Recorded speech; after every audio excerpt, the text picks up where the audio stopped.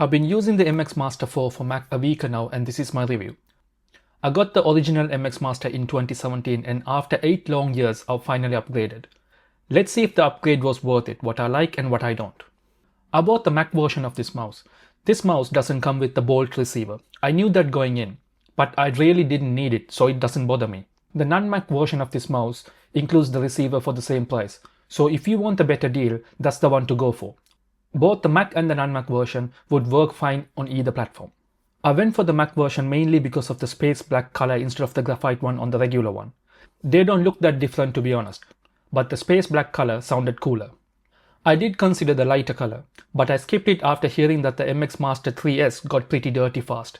Logitech says that the new materials have better strain resistance, but I didn't want to take the risk. The last thing I want is my mouse looking grubby in a few months. I've seen a lot of reviews mention that the MX Master 4 is on the heavier side at 150 grams, especially compared to the 3S, which was at 141 grams. People already thought that the 3S was heavy, so this one going up in weight didn't really help. For me though, coming from the original MX Master, which was at 148 grams, the difference is basically nothing. What I do notice more is the change in shape and size.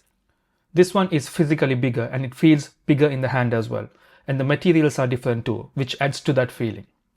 Switching between this and my old MX Master, I still kinda prefer how the old one feels.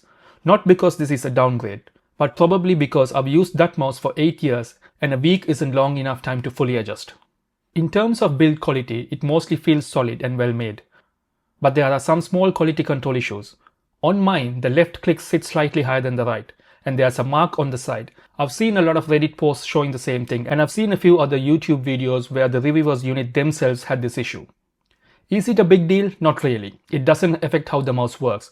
But for £119 or $119, I'd expect this mouse to be flawless. The new mouse is an absolute upgrade in how it feels when I do things with it. I don't mean moving the mouse pointer on the screen, but actions like clicking, scrolling and the haptics. The clicks are silent and feel absolutely premium compared to the OG MX mouse.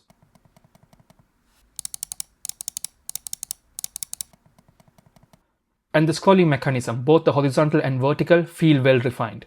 There already were 2 buttons on the side of the mouse that by default access the back and forward button, but you can configure them to whatever you like. Now there's this 3rd button, and by default it accesses the button to swipe between spaces or bring up app expose on the Mac. I really love this button, and yes, this can be customized to do something else too. More buttons are better. The first MX Master had a polling rate of 125Hz, and this mouse still has the same polling rate. It doesn't bother me much, but it is what it is. I would have loved to see this mouse jump to at least 500Hz, but that wasn't the case, and I hope the MX Master 4S would finally have that jump. I'll try to live with 125Hz for now. The haptics honestly are next level. I love it. It reminds me of the haptics that you would find in the Apple Watch or on the PS5 controller.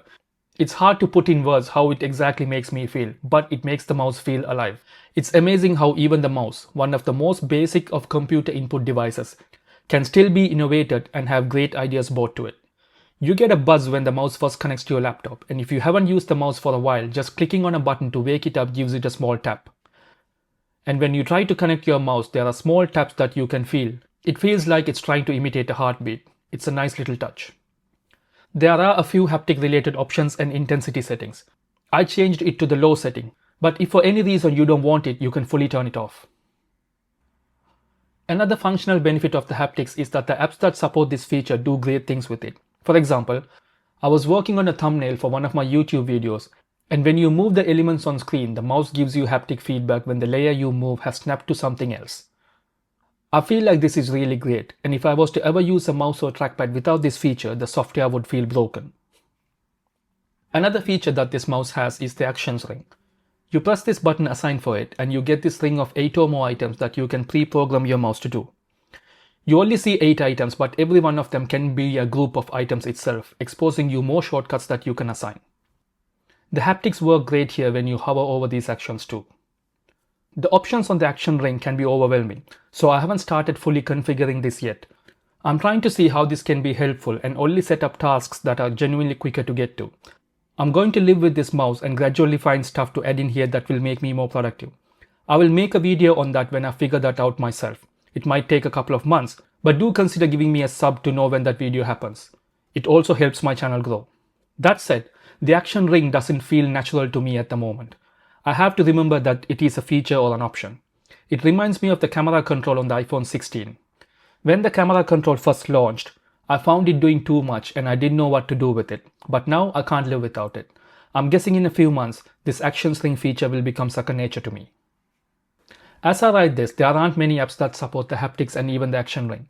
I'm sure more apps will eventually start supporting these features.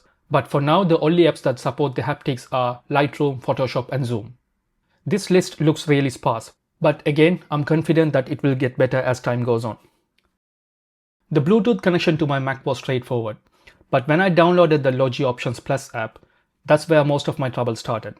I would see this loading screen and nothing would happen. I spent like 45 minutes to an hour trying to troubleshoot this and had to reboot my MacBook like 4 times. The app requires a lot of accessibility related settings, and the app would ask me to enable it. Once I did enable it on the Mac Settings app, then the Logi Options Plus app would still behave as if I hadn't done it. This is why I had to reboot my Mac multiple times. I do not exactly know why my experience would have gone this way, but I suspect that I still had the old Logi Options app installed on my Mac, and I just uninstalled it before installing this new app. And I feel like it left some config file somewhere that caused this to happen. Or that I've just updated to macOS Tahoe and that it is a new operating system and the folks at Logitech hadn't really tested if this app would work with it. I did eventually get this app to work, but it is not how I wanted to have a first experience with a product I paid over £100 for. I use a lot of Apple products and the initial impression of unboxing and then setting it up is always impressive and it just works. I purchased this mouse to make my life productive and save time, and it didn't go well when I spent the first 45 minutes to an hour trying to set it up to work. As I said before, the MX Master 4 for the Mac does not come with a Bolt receiver, so Bluetooth is my only way to connect this because this mouse doesn't support a wired connection. I'm happy to report that I've had zero connectivity issues at all so far. This is my desk where I do all my work. My laptop is over here on this corner and my new MX Master is over here. I also have the Magic Trackpad, the Keychron K2 keyboard and also AirPod Pros connected to the MacBook at the same time. And even when all these devices were connected, the mouse worked perfectly fine. But that doesn't mean you might be okay. The MX Master series has had a lot of connectivity issues in the past, and online forums are full of such complaints. I think I've been lucky when it comes to these kind of issues. Even my original MX Master didn't have any of these issues. And that too I connected via Bluetooth. This MX Master isn't a perfect mouse. The setup issues, the polling rate, and the minor quality control issues hold it back a little. But once you start using it, especially with the new haptics, it feels like a genuinely new experience. For me, coming from the OG MX Master, this upgrade makes sense. But for anyone already on, say, the latest MX Master 3S, I'd say hold off unless you really want to experience those haptics. That's my week with the MX Master 4 for Mac. I'll have an updated video once I've lived with it for a couple of months and fully configured the action ring. Thanks for watching. If you have any questions, drop a comment below. I'll be happy to answer. I'll see you in the next one.